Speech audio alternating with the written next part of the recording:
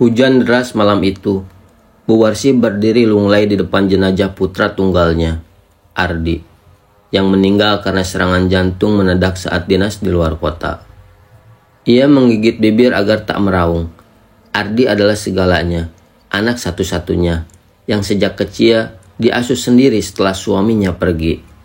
Yang paling menyesakan bukan kematian Ardi, tapi tatapan dingin Risa, menantunya, saat jenazah dibaringkan. Risa hanya berkata singkat, "Kita harus segera urus surat warisannya." Beberapa hari setelah pemakaman, Bu Warsi tidak lagi tidur di kamar tengah. Risa memindahkannya ke bilik belakang dekat dapur. Semua pakaian dan barang-barangnya digulung dan dimasukkan dalam kardus bekas. "Ibu kan sudah tua, di belakang lebih tenang. Kalau bisa, bantu-bantu bersih-bersih ya," ujar Risa sambil memutar cangkir teh. Setiap hari, Bu Warsih disuruh menyapu, mencuci, mengepel, bahkan mengurusi anjing peliharaan Risa yang dulunya ia larang masuk rumah. Semenjak Ardi meninggal, Risa sering membawa tamu malam-malam. Mereka masuk ke kamar kerja Ardi yang kini digemok dan diberi gordeng tebal. Bu Warsih tidak diizinkan mendekat. Kadang, tengah malam, terdengar suara tertawa kecil, nyanyian aneh dari balik pintu. Suatu malam, Bu Warsih menguping dan mendengar nama Ardi disebut berkali-kali. Lalu, suara perempuan bersenandung. "Darah anak, tumbal darah ibu." Risa ternyata menyimpan dendam lama. Ia menganggap Bu Warsih sebagai penyebab semua penderitaannya selama menikah. "Ibu mengekang Ardi, membuat dia tak bisa berkembang. Sekarang dia mati, ibu tetap jadi beban," teriak Risa saat emosi meledak. Bu Warsi hanya terdiam, menatap lantai dengan air mata menetes. Di dalam hati, ia hanya bisa berdoa agar Ardi datang dalam mimpi, memeluknya sekali saja. Tapi yang datang malah mimpi buruk. Dirinya berdiri di tengah api, tubuh terikat, dan Risa menaburkan bunga di atas kepalanya. Risa datang pada Nyi Gendis, seorang dukun perempuan yang dikenal menguasai ilmu sukma tirta, ilmu pesugihan yang bisa menghidupkan pengaruh, kecantikan, dan kekayaan, asal ada tumbal darah ibu dari garis suami. "Kalau kau tumbalkan dia, arwah suamimu tak akan mengganggu. Rumahmu jadi tempat kekuatan, daganganmu laris, kau akan kuat dan awet muda," katanya Gendis. Risa setuju. Ia membawa tanah kubur Ardi dan pakaian dalam Bu Warsi sebagai syarat ritual. Bu Warsi tiba-tiba jatuh sakit. Tubuhnya dingin, matanya kosong. Tapi anehnya, ia masih bisa berjalan, seperti boneka yang digerakkan paksa.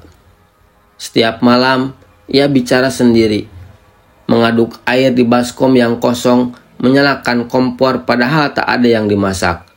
Risa hanya tertawa kecil melihat itu. "Sebentar lagi, selesai, tinggal final saja." Di malam Jumat Legi, Risa melakukan ritual terakhir. Ia menyiram kepala Bu Warsi dengan air bercampur darah ayam dan bunga 7 rupa, lalu membacakan mantra sambil menyalakan bara di tungku. Api menyala tinggi tiba-tiba. Tubuh Bu Warsi jatuh ke tanah. Napas terakhirnya terdengar berat, dan sebelum matanya tertutup, ia melihat bayangan Ardi berdiri di pojok dapur, sedang menangis. "Ibu, maaf, aku gak bisa jaga kamu," ucap bayangan Ardi. Setelah kematian Bu Warsi, Risa langsung mendapat segalanya. Tawaran kerja, kekasih kaya, wajah yang tampak lebih segar, dan rumah yang tiba-tiba terasa luas dan terang. Namun, satu tempat yang tak pernah bisa ditutup adalah dapur. Kompor selalu menyala, air selalu mendidih meski tidak dipanaskan. Dan setiap pagi ada aroma nasi liwet dan sayur asam, masakan favorit Ardi. Risa mulai merasa tidak sendiri. Malam itu, Risa bermimpi buruk. Ia melihat dirinya sendiri berjalan ke dapur. Di sana, Bu Warsi berdiri membelakanginya, mengenakan daster tua, mengaduk sesuatu dalam panci besar.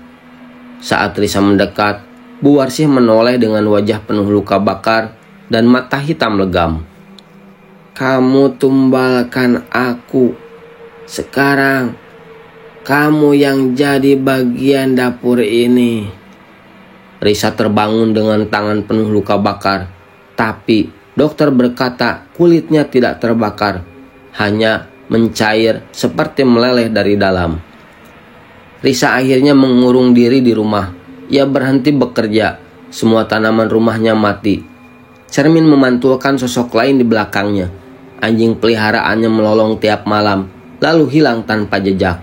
Satu malam, tetangga mendengar suara lesung ditumbuk dari dapur. Mereka curiga karena rumah Risa harusnya kosong. Keesokan paginya, Risa ditemukan tak bernyawa, duduk bersila di depan tungku. Tangannya menggenggam penggorengan tua milik Bu Warsi.